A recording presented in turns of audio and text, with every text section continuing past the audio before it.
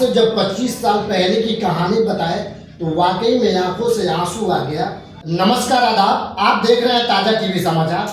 ताज़ा टीवी समाचार की टीम इस वक्त मौजूद है उत्तर प्रदेश के कुशीनगर जिले के मठिया लाल बिहारी चौराहे पे, और बहुत दिनों बाद मिले हैं रमेश भैया, और इनका आज हम जीवनी जानेंगे। इन्होंने पहले कितना मेहनत किया है और कितना मेहनत करने के बाद से आज 20 सालों से सेना में कार्यरत हैं। और इन्होंने पहले तो ये मैं पूछना चाहूँगा, जीवनी में इन्होंने सेना में जाने का सोचा कैसे? पहले तो रमेश भैया जी बहुत बहुत स्वागत है आपका। बहुत बहुत धन्यवाद। आपके चैनल को मैं बधाई देना चाहता हूँ। और सबसे पहले मैं पूरे देशवासियों से कहना चाहता हूँ कि सच का साथ आप लोग दीजिए। इनका चैनल है ताज़ा टीवी समाचार, इससे आप लोग जुड़िए और सच जानिए। बिल्कुल। मैं आपसे ये जानना चाहूँगी, आप अपने जीवनी के बारे में बताएं। आप पहले किस रास्ते थे और कहाँ से चलकर इस टाइम इतना बड़ा मुकाम हासिल किए? देखिए, मैं पहले बचपन से जी मेरा भागा दौड़ी और गेम मेरा बड़ा अच्छा था। जी जी रनिंग, ये मुझे नहीं पता था कि ये जो मैं दौड़ रहा हूँ ये किस लिए दौड़ रहा हूँ। बिल्कुल बिल्कुल। ये मुझे बिल्कुल जानकारी नहीं थी। मैं उस समय 6 या 7 में पढ़ रहा था। जी। तो हम लोग ऐसे स्कूल में दौड़ भाग गेम करते रहते थे। एक बार जूनियर नेशनल ग्रामीण हो रहा था, तो अपने यहाँ के मनोरमा कुट्टी के कुशवाहा जी को आप जानते होंगे, वो जो पहले होमगार्ड में थे। अरे कौन सा लड़के हैं जिनके पिताजी का नाम, वो लड़का जाता रहता है, होमगार्ड है, उन्हीं के पिताजी थे। अच्छा, चलिए कोई नहीं होगा। वो आए और कहे कि रमेश, मेरा बचपन का नाम रमेश है और प्रचलित नाम रमेश है, कि इस जगह पे पडरौना में दौड़ हो रहा है, अब चलोगे? तो मैंने कहा हाँ चलो। तो मैं गया तो ग्रामीण तहसील का गेम चल रहा था। मैंने वहाँ फर्स्ट पहली बार भागा, तो मैंने अपने तहसील में फर्स्ट लगाई। तो फिर मुझे लोगों ने बताने लगा कि बताए लोग कि आप अगर इस पर मेहनत करोगे तो ऊंचाई तक आप जाओगे।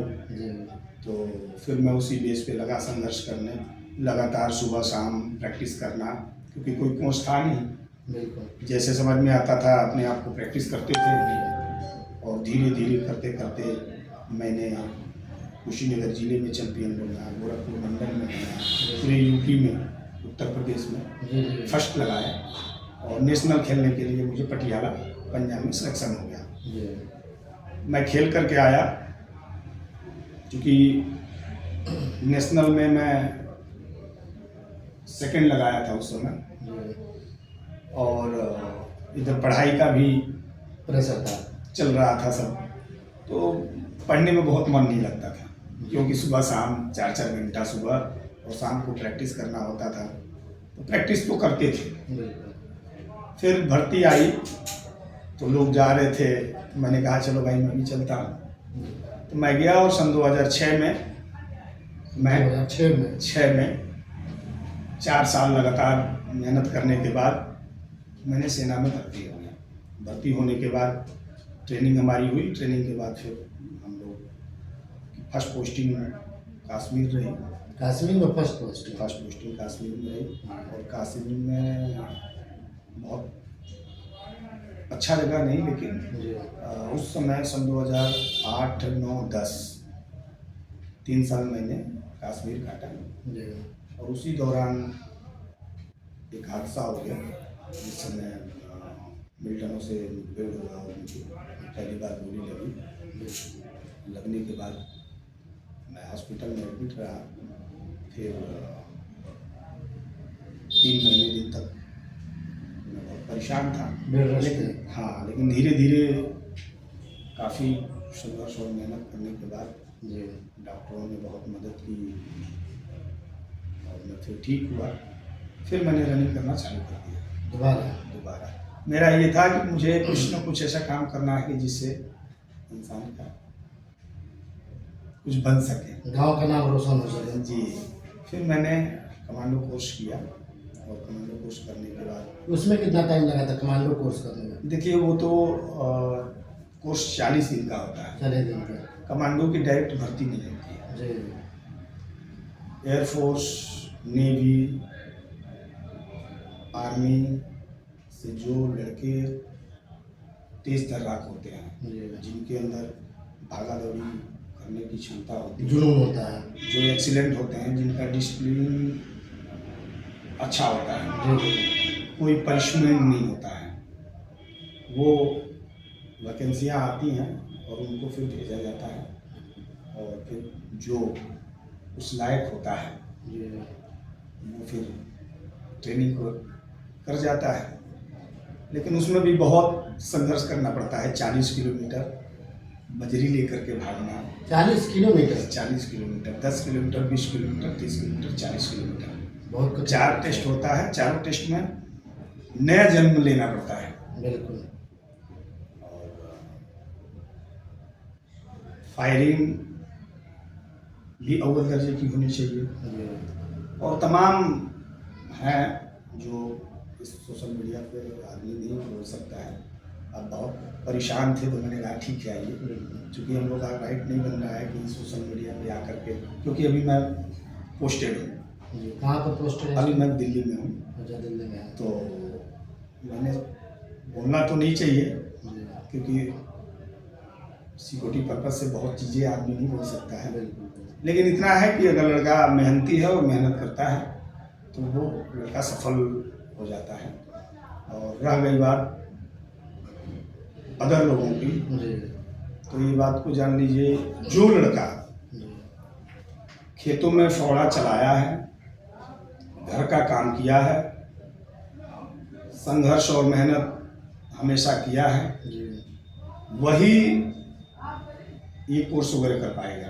बिल्कुल। एसी में सोने वाला बहुत पैसे वाला लोग नहीं कर पाएंगे। कतई नहीं कर पाएंगे।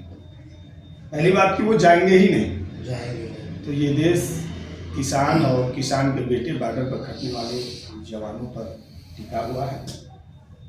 और मैं देश के हर नागरिक से मैं कहना चाहता हूँ कि अपने बच्चे या बच्चियों को अच्छा संस्कार दें और उनके दिनचर्या पे ध्यान रखें कि मेरा बेटा क्या कर रहा है, मेरा बेटा किससे मिलता है, मेरा बेटा किसका फ्रेंड है, मेरा बेटा का गतिविधि क्या है, ये बहुत ज़रूरी है। जब शुरू में आप जब मेहनत कर रहे थे तो गांव के लोग उस टाइम क्या कर रहे थे? आपके घर का हालत तो काफ़ी खस्ता था उस टाइम, मतलब ना पढ़ने के लिए पैसा था ना खाने के लिए, लेकिन उस टाइम गांव के लोग क्या करते थे? देखिए, हिम्मते मत्ता मत्ते खुदा, इकट्ठा पानी में कीड़ा पलता है, रहता पानी फ्रेश रहता है। आप 25 साल पहले की जो बात याद दिला रहे हो, तो जब पीछे की बात याद आती है तो आँख से आंसू के अलावा और कुछ नहीं निकलता है। एक समय था कि जब मैं पढ़ता था या दौड़ता था तो खाने के लिए अच्छी सब्जियां नहीं मिलती थी। सोने के लिए पुआल पे चादर डाल के हम लोग और सोते थे, और एक झोपड़ी था बस छोटी सी। एक तरफ हमारे बड़े भाई सोते थे, बीच में एक टाट लगा रहता था, और उस साइड में हम लोग सोते थे, और आगे वाले में गाय भैंस और बैल बांधी जाते थे। फिर भी गाय भैंस हमारे यहाँ लगभग उस समय 4 भैंस और 4 गाय, 8 और एक जोड़ी बैल, 10 जानवर थे। 10 जानवरों का पूरा चारा काटना पड़ता था। अकेले काटते थे? पूरा।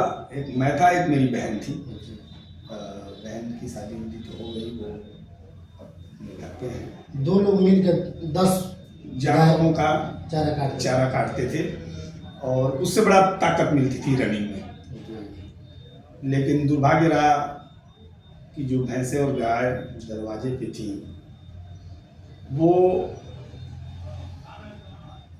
बहुत, उनको भी नहीं मिल पाता था चारा, लेकिन जितना मिलता था उतना में हम लोग सुबह शाम उठ के और उन लोगों को कर देते थे। धीरे धीरे करते करते